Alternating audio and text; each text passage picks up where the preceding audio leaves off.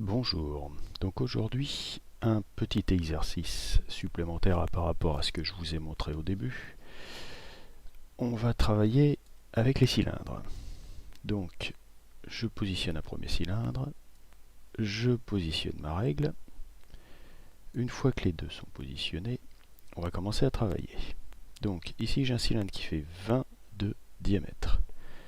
Je vais augmenter sa hauteur, je vais la passer à 40.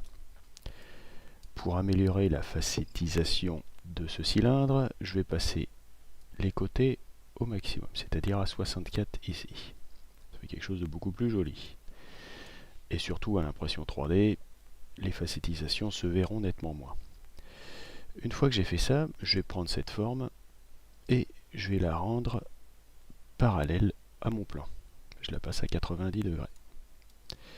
Elle est positionnée, je suis bien à 90 degrés.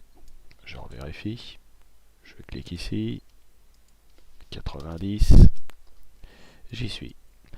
Maintenant, je vais la poser au sol. Donc pour l'instant, elle est à une élévation de 10 mm. D'accord ? Je clique ici, je passe à 0. Elle est posée au sol. La forme étant finie, je la sélectionne, je fais CTRL-C pour la copier, CTRL-V pour la coller. Cette forme-ci, je vais la tourner, je vais la rendre perpendiculaire à la première. Je clique ici, je sélectionne, je reclique ici, je sélectionne son angle, 90 degrés. Je me mets en vue du dessus, en haut. Je positionne un élément par rapport à un autre. Et je vais demander d'utiliser le milieu.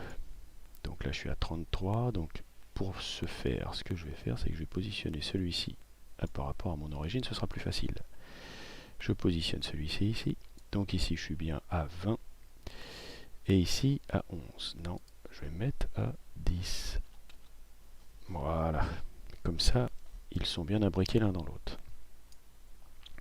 Une fois que ça c'est fait, je sélectionne le tout. Je fais CTRL-C, CTRL-V.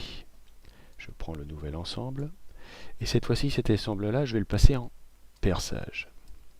Donc ça va me créer une forme ici solide que je vais assembler de suite. Je sélectionne tout, regrouper. Et ici, j'ai un élément qui va permettre d'usiner cet élément-là. Donc j'y vais. Je veux pas qu'il fasse 20 de haut, mais 18. 20 de large, mais 18. La même chose de l'autre côté. 18. 18 en hauteur. Cette fois-ci c'est bon, je suis bien à 10 de haut. On y va. Je sélectionne le tout. Je l'assemble. Et je me retrouve avec un outil. Je repasse en vue du dessus, vue de haut. Je déplace le tout et je le positionne sur mon élément original. Donc là, ça va être bon. Là, ça va être bon. Là, ça va être bon. Tout est positionné correctement. Je sélectionne l'ensemble. J'associe le tout. Je regroupe. Et j'ai bien monté deux plomberies. Voilà pour le petit exercice que je voulais vous montrer.